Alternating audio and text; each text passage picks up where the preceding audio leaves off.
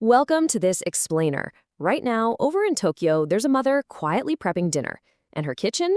It is absolutely spotless. Her cutting board has already been washed twice, and she handles every single tool with this incredible level of care.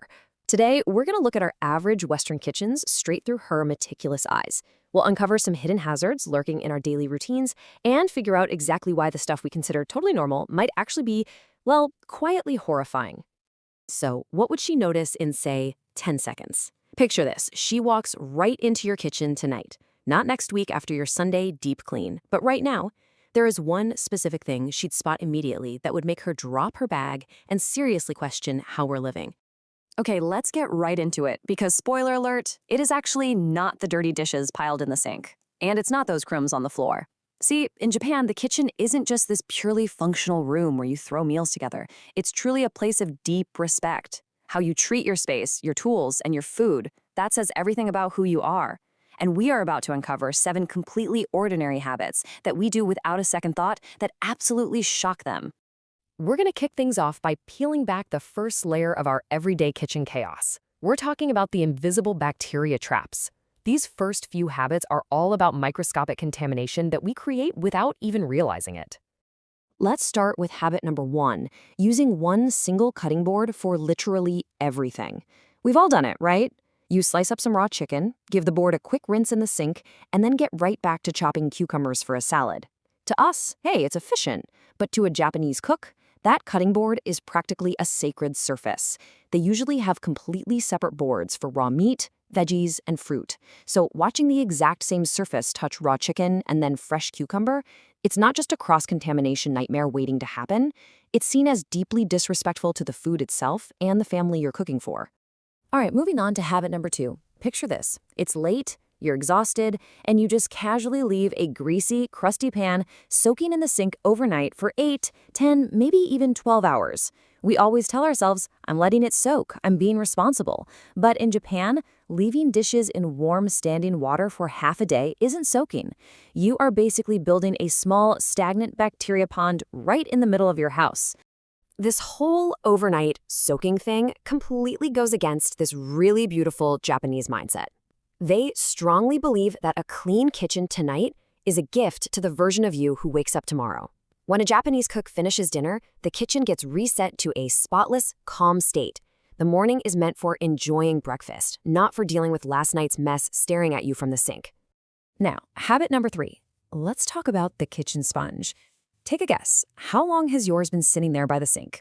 Science has actually confirmed that the average kitchen sponge is a warm, wet, bacteria-soaked nightmare.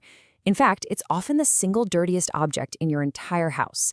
Yes, dirtier than the trash can, and absolutely dirtier than the toilet handle. And then we just take this bacteria-laden thing and wipe it all over the exact surfaces where we make our family's food. Pretty wild when you think about it. And this right here perfectly highlights a massive cultural difference. Here in the West, we'll use a sponge until it is literally crumbling into pieces in our hands.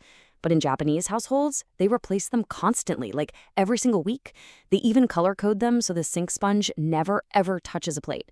And after they use one, they wring it out completely dry. Why? Because they know a damp sponge is basically alive and a dry one is safe. Cleanliness over there isn't just a chore you do when things look gross, it's a continuous state of care.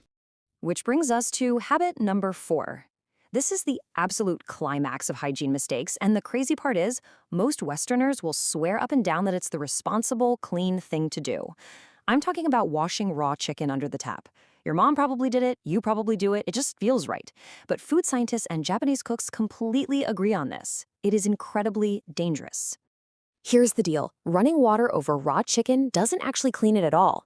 When that water hits the meat, it weaponizes bacteria like salmonella, turning it into this fine, totally invisible mist. And that mist blasts out and coats pristine surfaces up to 3 feet away. We're talking faucet handles, counters, clean dishes drying on the rack, and yep, those fresh vegetables you just chopped. The truly painful irony of the whole chicken washing thing: the heat of the oven or the stove would have completely killed all that bacteria anyway. So this little cleaning habit is actually just quietly dangerous. It is absolutely terrifying to a Japanese cook because they believe in keeping raw and clean strictly separate. They would never, ever purposefully splash raw poultry juice around their kitchen. So, the big takeaway here is that we are constantly, carelessly crossing these invisible boundaries of cleanliness. In a traditional Japanese home, the outside world is considered contaminated and the inside is clean, and you do not mix the two. Which leads us straight into habits 5 and 6, how we accidentally track the outside world right into our sacred spaces. Let's look at habit 5, wearing your outside shoes inside the kitchen. Think about where those shoes have been. Public bathrooms, city sidewalks, subway stations, parking lots. When you walk in those exact same shoes right up to your fridge, you are completely destroying that boundary between clean and unclean. You're tracking microscopic nastiness from the dirtiest places in town right onto the floor where you might drop food or where your kids are sitting and playing. And that same sense of chaos kind of applies to habit 6 too. Let's open up the refrigerator.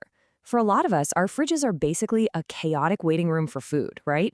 You've got half-covered leftovers, strong smells mixing with mild ones. It is a huge contrast to the Japanese approach where the fridge is an extension of kitchen discipline. Food storage is highly intentional. Leftovers are sealed up tight and properly portioned. Letting a piece of fish sit uncovered next to fresh fruit isn't just about weird smells. It's actually viewed as failing to honor the food that's meant to nourish your family. And that lack of thoughtful containment leads us to our final and honestly most emotional point. Habit number 7 goes way beyond physical bacteria or tracking in dirt. For a Japanese observer, this one feels a lot closer to a moral injury. Habit 7 is all about how we throw away food. Just look at this routine. Step 1, we overserve ourselves. Step 2, we leave a bunch of food totally untouched on our plates. And step 3, we casually scrape all those leftovers, the crusts, the extra rice, the veggies, straight into the trash bin. We do this so routinely we don't even realize it's a habit. But to someone from Japan, casually tossing out perfectly good food is a profound statement of disrespect. The core of this reaction is tied up in this really beautiful, profound Japanese concept called mottainai. It perfectly describes this deep, almost sorrowful feeling you get when something valuable is being wasted. When you scrape a half-eaten plate into the trash, they aren't just seeing waste, they literally feel it in their chest. To them, it says the food didn't matter, the hard work of the farmer didn't matter, and the earth it came from was just thoughtlessly discarded. When you peel it all back, everything we've talked about shares one philosophical core. A Japanese kitchen isn't pristine just because they have strict, rigid rules. It's clean because of this ever-present state of care that flows into literally everything they touch. It's care for the food, care for the tools they use, care for the people they're feeding, and ultimately care for the person they're going to be when they wake up tomorrow to a spotless kitchen. Look, we usually fall into these habits just because life gets crazy fast and we stop paying attention. But noticing is exactly where the change begins. So, as we wrap up this explainer, I have a challenge for you. Pay attention to your routines tonight. Maybe throw out that nasty old sponge or consciously kick off your shoes before you walk into the kitchen. Just pick one of these habits to change tonight to bring a little more intention into your home. The question is, which one will it be?